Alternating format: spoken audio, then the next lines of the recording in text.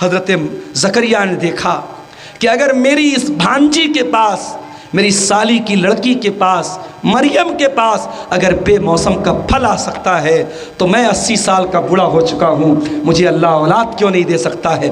ہنالک دعا زکریا ربہ، حضرت زکریا نے اللہ کی بارگاہ میں ہاتھ اٹھایا اور دعا کی، رب ہب لی من لدنک ذریۃ طیبہ انک سمیع الدعاء، اے اللہ تو مجھے نیک اولاد دے دے، نیک بیٹا دے دے، سب کی دعا کو تو سنتا ہے، تو میری بھی دعا سن لے۔ تو گارجین بنو تو ایسے بنو میرے بھائی، ذمہ دار بنو تو ایسے بنو۔ لڑکے اور لڑکیوں کی تربیت کرنا اس دور میں ماں باپ کے لیے بہت بڑا چیلنج ہے۔ میری 2 سال کی بچی ہے، موبائل آج کل بچے کہاں مانتے ہیں، لیکن ہم نے موبائل، ٹھیک ہے بچے لے رہے موبائل، لیکن موبائل کو مجبوری بنا دینا۔ بعض گھروں میں کیا ہوتا ہے، بچہ کھانا نہیں کھاتا جب تک موبائل ہاتھ میں نہ دے دو، یہ مجبوری بنا دیا آپ نے۔ موبائل کا اس قدر رسیہ بنا رہے بچوں کو، یہ بچے کل جب بڑے ہوں گے ان کی آنکھوں پر، ان کے دماغ پر، ان کے ذہن پر موبائل کا کتنا غلط اثر پڑے گا شاید آپ کو تصور نہیں ہے۔ کبھی آپ غور کیجئے گا، یہ چھوٹے بچے جو کارٹون دیکھتے ہیں، ہمیں لگتا ہے یار وہ تو یوٹیوب پر کارٹون دیکھ رہا ہے، وہ تو یوٹیوب پر بچوں کا پروگرام دیکھ رہے ہیں۔ کبھی غور کیجئے گا، یوٹیوب پر آنے والے بچوں کے کارکرم میں، بچوں کے کارٹون میں بھی بہت خوبصورتی کے ساتھ سلو پوائزن، دھیرے دھیرے آپ کے بچوں اور بچیوں کو زہر دیا جا رہا ہے۔ بچوں کے، چھوٹے بچوں کے دماغ میں کیا ڈالا جا رہا ہے؟ ایک بوائے فرینڈ ہوتا ہے، گرل فرینڈ ہوتی ہے، لڑکا لڑکی میں ایک رشتہ ہوتا ہے گرل فرینڈ اور بوائے فرینڈ کا۔ اس کا انجام یہ ہوا ہے کہ آج جیسے ہی لڑکی جوان ہوتی ہے وہ بوائے فرینڈ کی تلاش میں نکل جاتی ہے، اور جیسے ہی لڑکا جوان ہوتا ہے وہ گرل فرینڈ کی تلاش میں نکل جاتا ہے۔ اور آج انسٹاگرام اور فیس بک اور واٹس ایپ نے وہ بے حیائی کا سیلاب پھیلا کے رکھا ہے میرے بھائیوں کہ بیان کے باہر ہے، بیان کے باہر ہے۔ اور میں کبھی کبھی ایک بات کہتا ہوں کہ اللہ کے نبی نے جب یہ فرما دیا کہ جب کوئی مرد کسی عورت سے اکیلے میں ملتا ہے تو تیسرا شیطان ہوتا ہے، تو کیا واٹس ایپ پر تیسرا شیطان نہیں ہے؟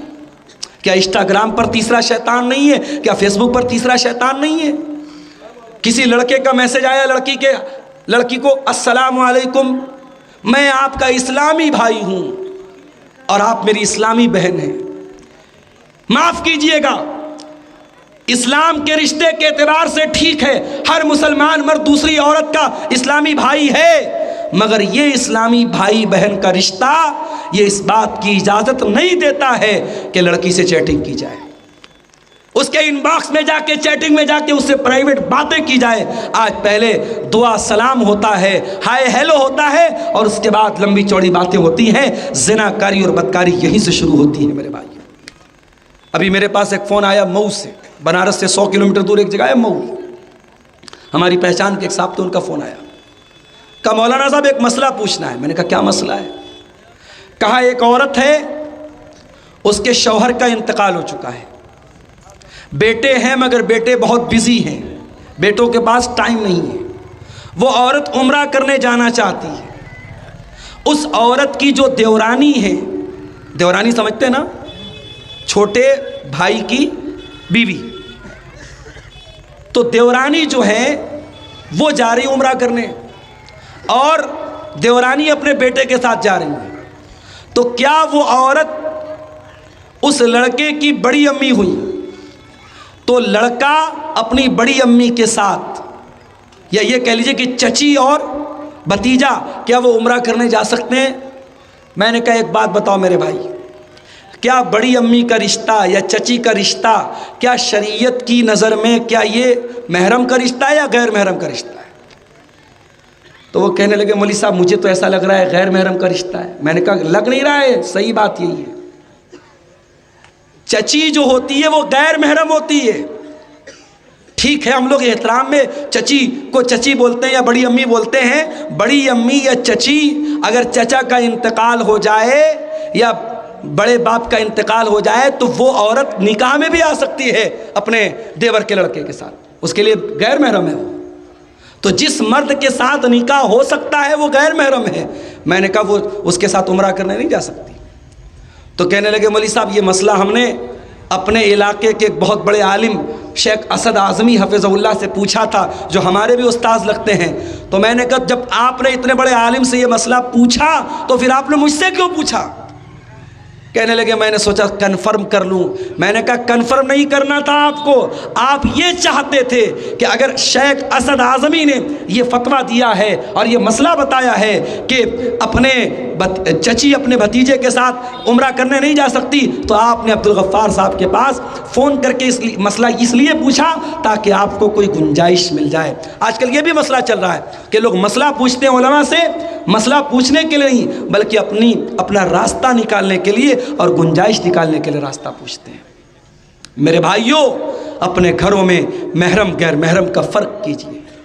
کتنے گھروں میں آج محرم غیر محرم کا کوئی فرق نہیں۔ جیجا اپنی سالی کو لے کے گھوم رہا ہے بائک سے، دیور اپنی بھابھی کے ساتھ مٹر گشتی کر رہی ہے، بائک پر گھوم رہی ہے اور ادھر ادھر تفریح کرنے جا رہی ہے۔ کیا آپ کو نہیں معلوم کہ دیور بھابھی کا رشتہ کیسا ہے؟ اللہ کے نبی نے دیور کو بھابھی کے لیے موت قرار دیا ہے، اللہ کے نبی نے جیجا کو سالی کے لیے موت قرار دیا ہے۔ اور معاف کرنا، جس طریقے سے آپ اپنی جوان بیٹیوں کو اپنے گاؤں کے جوان لڑکوں سے پردہ کراتے ہیں، اس کے خالہ کے لڑکوں سے، اس کے ماموں کے لڑکوں سے، اس کے چاچا کے لڑکوں سے، اس کے تایا کے لڑکوں سے بھی پردہ کرائیے۔ یہ رشتے بھی آپ کی جوان بیٹی کے لیے غیر محرم ہیں۔ جو رشتے غیر محرم ہیں آپ کی جوان بیٹی کو ان سے پردہ کرنا چاہیے۔ آج حالات بہت برے ہیں میرے بھائی۔ کل رات میں میرا پروگرام تھا مبارک پور کا علاقہ، مولانا صفی الرحمان مبارک پوری کے گاؤں میں، حسین آباد میں میرا پروگرام تھا۔ اور آپ کو معلوم ہوگا بنارس، مئو اور مبارک پور یہ تین علاقے ایسے ہیں جہاں کے بارے میں یہ بات بہت مشہور ہے کہ وہاں بہت اچھا ماحول ہے، مسلم علاقہ ہے، اسلامی ماحول ہے اور وہاں کی عورتیں بہت پردہ کرتی ہیں۔ یہ ساری باتیں بہت مشہور ہیں، مگر اب دھیرے دھیرے ہر جگہ کا ماحول خراب ہو رہا ہے۔ میں کار سے جا رہا تھا بنارس سے مبارک پور، راستے میں جب مبارک پور پہنچنے والا تھا دیکھا ہماری کار کے آگے ایک اور کار جا رہی ہے، اور اس کار میں، وہ کار آج کل جو چلی ہے نا جس میں اوپر کا حصہ کھول دیتے، اس کو اوپن روف والی کار بولتے ہیں، اوپن روف والی کار تھی وہ، اس کی چھت کو کھولا گیا اور 3-4 برقع نشین لڑکیاں اس میں سے کھڑی ہو کر کے سیلفی لے رہی ہیں اور اپنا کھڑی ہو کر کے موج مستی کر رہی ہیں اور جا رہی ہیں اور پورے زمانے کو دکھا رہی ہیں کہ ہم نقاب میں تو ہیں، مگر یہ نقاب ہمیں پردے میں رکھنے کے لیے نہیں ہے۔ ہم نقاب میں رہ کر کے بھی مٹر گشتی کرتی ہیں، ہم نقاب میں رہ کر کے بھی بے حیائی کرتی ہیں۔ میرے پیارے ساتھیوں، اسی لیے میں کہتا ہوں کہ مسلمان عورت کو صرف نقاب پہنا دینا یہ کافی نہیں ہے، آپ کو تربیت کرنی پڑے گی، آپ کو سکھانا پڑے گا اپنی بچیوں کو کہ تو نقاب کیوں پہنتی ہے، تجھے نقاب پہننے کا حکم کیوں دیا گیا۔ اس لیے بعض علماء کہتے ہیں کہ قرآن کی 2 صورتیں عورتوں کو ضرور سکھائی جائیں، ایک سورہ نور ضرور سکھائی جائے، ایک سورہ احزاب ضرور سکھائی جائے۔ کبھی موقع ملے اپنے گھر کی عورتوں کو سورہ نور اور سورہ احزاب یہ ترجمہ اور تفسیر کے ساتھ ضرور اپنی بہنوں کو سکھا دیجئے، اس میں بڑا سبق ہے آپ کے گھر کی عورتوں کے لیے۔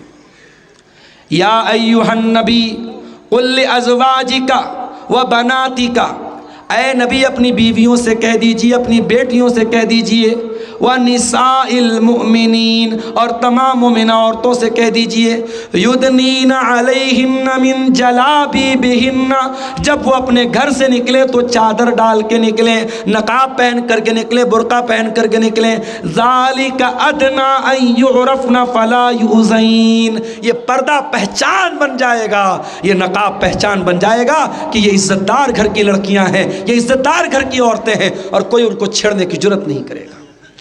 میرے بھائیوں، آج حالات یہ ہیں، انڈین ٹیم کا کرکٹر تھا عرفان پٹھان، اس کا باپ ایک مسجد میں اذان دیتا تھا، عرفان پٹھان کا فوٹو جب بھی آتا تھا سوشل میڈیا پر اس کی بیوی ہمیشہ پردے میں رہتی تھی۔ میڈیا والے ٹرول بھی کرتے تھے، عرفان پٹھان اتنا بڑا کھلاڑی ہے، اتنے پیسے والا کھلاڑی ہے، اتنی دولت اس کے پاس ہے اور بیوی ہمیشہ پردے میں رہتی ہے۔ لیکن ابھی کچھ دنوں پہلے عرفان پٹھان صاحب کی جو بیوی ہے ان محترمہ کا بغیر یعنی چہرہ نقاب میں تو ابھی بھی ہیں مگر چہرہ اوپن کر کے اب ان کا فوٹو دھیرے دھیرے سوشل میڈیا پر آنے لگا. یعنی اب پیسہ جب زیادہ ہو گیا، ترقی آ گئی گھر میں، ماڈرنائزیشن آ گیا، تو ہمارے مسلمانوں میں ایک بڑا مسئلہ یہ ہے کہ جس کے پاس 4 پیسے آ جاتے ہیں اس کو اسلام کی باتیں اور دین کی باتیں بکواس لگنے لگتی ہیں.